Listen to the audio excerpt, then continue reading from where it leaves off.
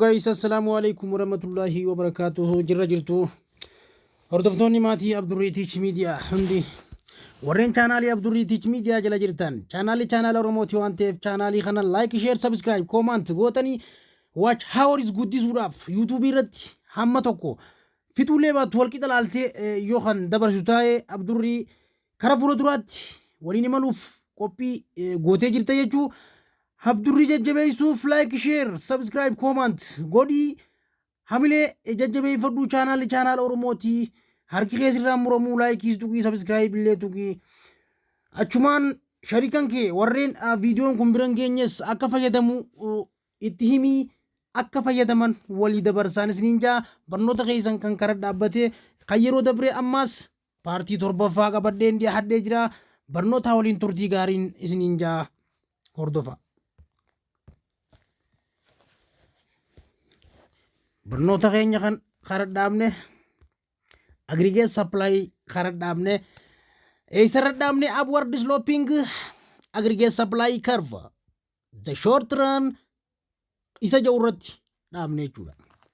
Isa kana waliin ilaallee turre hedduu akka isiniif hin galin naan hubadhee amma isiniif irra deebi'ee akka qixa sirriitti isiniif galuuf itti hojjechuu fi hordofi sirriitti wanni kun waan beesidha.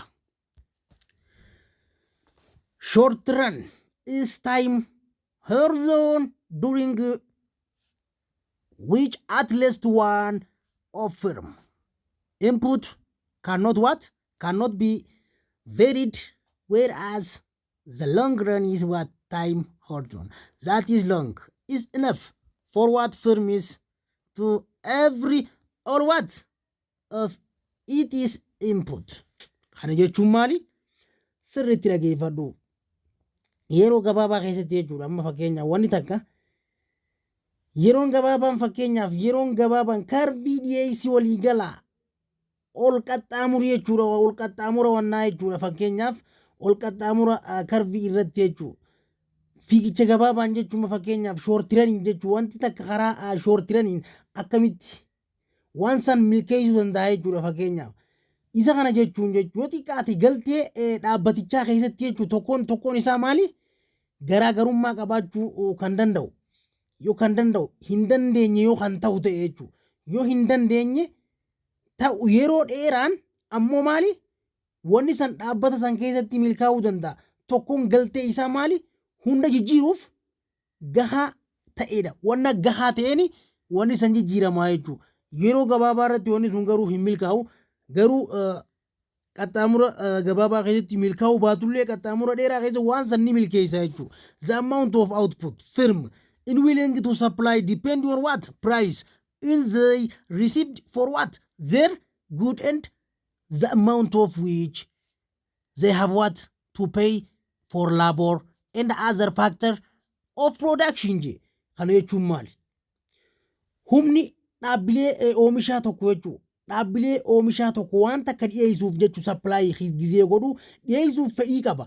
Fedhii qabaachuun wanta kanaaf fedhii qaban yookaanis gatiin meeshaalee isaaniif argatanii fi hangi silaa isaan achirraa argatan san hamma namaa fi yookaanis wanta waan kana barbaaduu fi wantoota oomisha birootiif kafalan yookaan iddoo adda addaatti kafalan akka qaban irratti kan hundaa'u jechuudha. Maamila keetiin alatti waan takka dhiyeessite taanaan fedhiin kiyya waan sanii waliin naaf waliin gitu. Wanta maamilli kee fudhatu hamma maamilli kee barbaadu san wanni san ni caala taanaan wanni kee faallaa oli isanii ta'eeti ati miidhamaa taata. Wanni ati inni barbaaduu fi amma hundi isaniitiif maal wanni fedhiin uummanni barbaaduu fi oomishni dhiyaatee jiru san jechuudha. Wanni yookaan firmiin daldalaan tokko dhiyeessee gabaasaa san keessaa qabuu fi wanni ammas meeshaaleen ichi keessa jiru hanga yookaanis hamma nama wanta san barbaadu wajjii fi ammas wantoota oomisha biroo kan adda addaa wanni takkaami wanti ati gurgurtu yookaan gabaaf dhiyeessu waan adda addaa ta'us jechuudha. Hamma waan saniif kafalu sanii walii wanni san maal walgituu danda'uu qaba. Kanaaf maali? Wanti sun akka waliin dhabneef jechuudha. Kanaaf maali? Accordingly in the aggregate supply curve reflect condition what this what factor market as well as what good market. Wanni sun maal nu godha? Gabaan keenya illee akka milkooftuuf karaa nuuf saaqaa jechuudha. Kana wanni kun maali karbiin dhiyeessii waliigalaa kun haala gaafa faaktaroota ammallees akkasumas gabaa meeshaalee keessatti jechuudha. Mul'atuun wanta silaa keessa jiru san hamma meeshaa achi keessa jiru yookaan kan calaqqisu yookaan kan agarsiisu jechuudha. Asirratti maali? Wanti nuti ilaaluu qabnu shoortiranii kanarratti jechuudha. Karbiin isaa sunoo maali? Akkamitti karbii isaa sanii wajjin wal madaala? The amount of output. The amount of output firm curve is what are willing to supply depending on the price received for what their good and amount of what they have to pay for labor other factor of production. Garte karbiin dhiyeessii sun kan waliigalaa san jechuudha. Yeroo gabaabaa keessatti jechuudha. Shoortiranii kanaa waliin yoo wanti sun kan walitti hin dhufne ta'e jechuudha. Ammallee hammi waan saniif kafalamu laal karbiin dhiyeessii waliigalaa yeroo gabaabaa keessatti jechuudha. Shoortiran aggregate supplying kun jechuudha baay'inaan meeshaalee silaa namni irraa harkatu meeshaa namni irraa tafi tajaajiltoonni hundi jechuudha. Oomisha saniin gahaa akka ta'e wanta dhugaa oomisha dhugaa sanii waliin iddoo sanitti argamu sadarkaa gatii isaa kan adda addaa sanii waliin wal madaaluu qaba jechuudha. Wanti dhiyaate yookaan agarsiisa isaatiin wal qixxee ta'uu qaba. Parpasii ta'uu qaba jennee akkuma isaa reefu jenneen sanitti jechuudha. Kanaaf factor market as well as what good market gabaan san qixa gaarii waan san dhiyeessitee agarsiifte jechuudha. Kanaaf amma maali asirratti long running kun jechuudha short running kun jechuudha aggregate supply. Aggregate supply curve irratti show in the quantity supply. Quantity supply san jechuudha. Baay'inni meeshaa san tajaajila hundaa amma fakkeenyaaf and all good in service real GDP tajaajila dhugaa sanii wajjin maal ta'uu qaba? Outputiin kun maal ta'uu qaba? Isaa wajjin wal madaaluu qaba jechuudha. Maaliif different amma fakkeenyaaf kan garagaraallee ta'u jechuudha. Akkasumas karviin isaa maali? Karvii shortiran aggregate supply akkasumas sadarkaa gatii isaa akka ol ka'aa deemu yookaanis maamilisa akka dabalaa deemu dhaabbileen baay'ina isaa maali? Meeshaawwan kanaa maal godha? Tajaajiltoonni akka irraa quufan yookaan akka irraa milkaa'aniif dhiyaatan ni dabala guyyaa guyyaan jechuudha. Sadarkaan gatii wanta kanaa ni dabala. Sadarkaan gatii isaatis akka bu'aa deemu dhaabbileen kun baay'inaan yeroo meeshaaleen silaa tajaajiloota isa dhiyeessan kun yookaan hir'isan ta'e meeshaan isaa gabbu yommuu kan namni isa barbaadu ka dabalu ta'e wanni isaan dhiyeessan sanis ni dabala jechuudha. Hanguma barbaadan baay'atuuni nam supplying baay'atuun barbaadanis ni baay'ataa jechuudha achirratti. As price level is rise what? Garte? Price level is rise firm is increase. In quantity supply is good what? And service the price level drop. Firm is what? Decrease. Garte? Hanguma inni barbaadaa deemuun barbaadaan ol ka'uun wanni silaa namni supplying ol ka'uun jechuudha dhiyeessaan ol ka'uun warri isa kana barbaadus jala ol ka'a jechuudha. Asirratti bifa kanaan deemaa jechuudha wanti kun. Amma haaluma kanaan jechuudha fakkeenyota reefuu achi jalatti laalle mindaa maxanuu kana yookaan istikee kan reefu laalleessan jechuudha. Haalaan amma adda baafnee ni laalla na hordofi. Amma fakkeenyaaf istikee weejii amma istikee weejiin kun mindaa isaa kanarratti jechuudha. Asii jirra laal iddoo kana. The same economist believed that wage are sticky or inflexible. Maal ture? Inflexible ture jechuudha. Namichi kun maali? Mindaan namicha kanaa kun jechuudha. Ogeeyyiin dinagdee tokko jechuudha. Tokko tokko mindaan isaa maxxanuun yookaanis hagi jijjiirame yoo hangi isaa duraan fudhatu sun kan jijjiiramu ta'e jechuudha. Wanni sun amanuun nama rakkisaa jechuudha. Kun maali? Ziizis keessa sababa maaliirra dhaabbateeti sababa qaba. Sababni wanti kun akkas ta'eef is due to the fact. Wanta faaktii ta'e wage are locked. Garte? Kun ammoo kan ta'eef sababni isaa waliigalteen jalqabaa waliigalteen hojii isaan irratti hojjettootaan jalqaba irratti waliigalan san agriimantii walii mallatteessanii fi hojjettoota ammaas giddugaleessa taasifatanii mindaadhaan wanta murteessaniif cufame. Kana ta'uun isaanii maaliif isa miidhee jechuudha abbaa mindaa sanii. Kottu ammas. Kanaaf locked ni cufame. For what? A few years. due to labor contract agreement isaan irratti walii galan san waan hafeef jechuu entered into between worker and employer malte hojjettootaa fi warreen as keessatti mindaan isaanii dhiyaatu kun hundinuu maal tahanii hojii san ni lakkisan ni dhaaban. For example fakkeenyaaf sababni isaanii maal irratti example halaaluma fakkeenyaaf for example management and labor may be agree to lock in wage for next 2-3 years waggaa sadeen kana keessatti isaan maal tahanii waggaa sadeen dabre kana keessatti isaan waliigaltee isaan duraan irra turan san fakkeenyaaf hoggansaa fi hojjettoota as keessa hojjetanii waggaa tokko haga 3 itti amanuuf mindaan isaanii cufuuf waliigaluu danda'u irratti ni hojjete. Yeroo kana hojjettoonnis maal tahe hoggansi isaanii isaan jalaa maal ta'e management maybe what see in their best interest bu'aa isaarra dhaabbate jechuudha. Wanti isaan maaliif asirratti waliigalteen isaanii maaliif dhabame?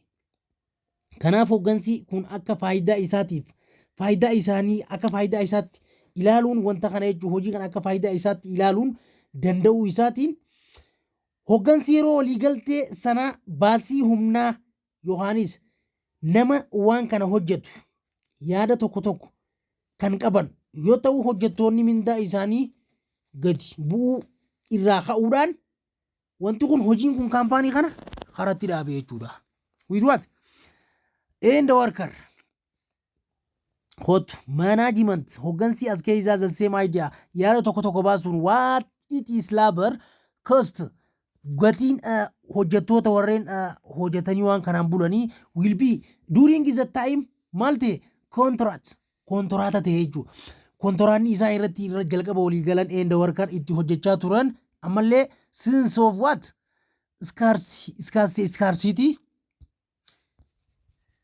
scarcity malte scarcity hanqinaa itti dhufe knowing what that their what wage cannot be lowered gabbaa waan dhufeef maal jarri kun waliigaltee isaanii ni dhaabe jechuudha. Asirratti waliigaltee isaanii ni dhaabe. Kanaaf what wage maybe sticky because sababni isaas maal ture certain social conversation or perceived notation for fairness. Asirratti walqixxummaan hojii kana gidduutti maal tahe ni dhabame jechuudha. Maaliif akkuma isaan jalqaba hojjettoonni mindaa isaanii gadi bu'aa deemeen maal tahe gadi bu'uun akka hin dandeenye yaada isaanii baasuun irratti mariin isaanii kufaa ture. Miira tasgabbii qabaachuu danda'uutiin maal ture akkasumas mindaan amma isaanii sababa waliigalteen hawaasummaa isaan kana hedduu hin jirreen hanqina maal ture haqummaa kan jennu iskaarsitii jechuu honestii kan jennuun sun ni dhufe hanqinni ni dhufe hanqinni sun haqummaa kana dhabamsiise. Yeroo kana maali wanti kun fudhatamuun jara kana akka wanni kun dhabamu ni godhe jechuu whatever maaliif ammallee specific reason sababni isaa STK'n kun wage list how many proved explanation wanti kun akka explanation ta'uuf ni gaafate jechuudha. Upward sloping short run aggregate supply curve ibsame wanti kun jechuudha. Fakkeenyaaf akka as gadiitti ni kaaye. Firme pay national wage akka waliigalaatti maal godhe bifa kanaan ni kaaye jechuudha. Akka amma nuti arku jiru kanatti hotu. For example ni dhufe asirratti firmi pay national wage dhaan hogga kaamu example $30 hour zaadhaan jechuun maal kafalee fi $30 hour but they often must design how many worker to what here based on a real wage. What real wage? National wage which are divided by price level. Akka sadarkaa biyyaatti jechuudha. Isa kanaan ni kaaye. Kana maal godhe isarratti akka dhaabbatu dhaabbileen mindaa isaa jechuudha. maqaan kafaluu fakkeenyaaf sa'aatiidhaan akka 30 kafaluuf jechuu ni godhame. Yeroo kana garuu maal ture baay'ee mindaan dhugaa irratti baay'ina mindaa dhugaa irratti hundaa'uu dhabuun hojjettoota maqaa akka qacaran murteessu. Maqaan akka qacaran murteesse. Yeroo kana mindaan dhugaa maal ture maqaa ta'uu isaa kunis maali sadarkaan gatiin isaa sadarkaan gatiin mindaa kana qoqqooduudhaan akka gabbuu ni taasise jechuudha. Haala kanaan foormulaa as gadii kanarratti ilaallu. Real wage is equal to national wage over what? Price level. Isa kanaan akka shalagamu ni taasise jechuudha.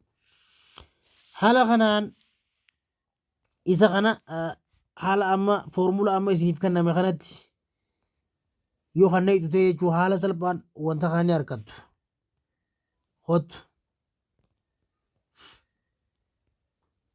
Hottu ammallee laal.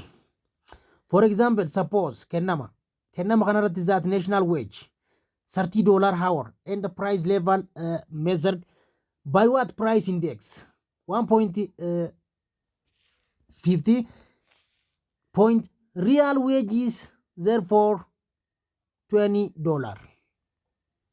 Note zaku amma asirratti jechuun kana jechuun note the quantity supply of labor directly related dha jechuudha asirratti. Maal ture directly related ture asirratti directly related ture jechuudha gatii wanta kanaa. Fakkeenyaaf maal ture directly related ture jechuudha. Baay'inni humna namaatii wajjin amma asirratti waan wal dhabeef quantity supply of labor is directly related. Real wage as the real wage is rise real wage nama asirratti ni dabale quantity supply labor is mal ni dabale jechuudha. Wanti hundi amma wal gituuf deema. Real wage is what? Fall. Yeroo real wage kun kufu jechuudha. Quantity supply is what? The labor is fall. Waluma faana kufe jechuudha. Ammallee akkasuma yeroo inni isaan kufu kunis ni kufe yeroo kun ka'u kunis ni ka'e jechuudha. Fedhuma waan saniiti waliin ni deeme. However, quantity demand is labor is what? Inversely related. Yeroo kana wanti quantity demand kun jechuu fedhiin barbaadota kanaa maali? Laborii kanaa jechuudha. Hojjettoota kanaa maal ture? Inversely related. Faallaa waan sanii ture jechuudha. Inversely related ture. In the real wage. The real wage is rise. Gize real wage kun rise ta'u quantity demand of labor is what? Fall. Asirratti kufe jechuudha. The real wage is what? Fall. Quantity demand is what? Labor is what? Rise. Akkasi faallaa walii deeme jechuudha. Haala kanaan isteepii kanaan deeme ilaalaa jechuudha. Wanti kun konseptiidha. Haala kanaan qabaddaa barnoonni keenya kan arraas kanumaan raawwataa yeroo biraa isuma kanarraa jedhe qabannee walitti deebina. Barnoota keenyaa wajjin turtii gaarii isiniin jecha like, share, subscribe, comment godhuu hin dagatina. Abdurri wajjin turtii gaarii chaanaala Oromooti waan ta'eef chaanaala kana guddisuun hojii keessan haa ta'u. Abdurri wajjin kara fuula duraatti gizee gaarii qabaadha.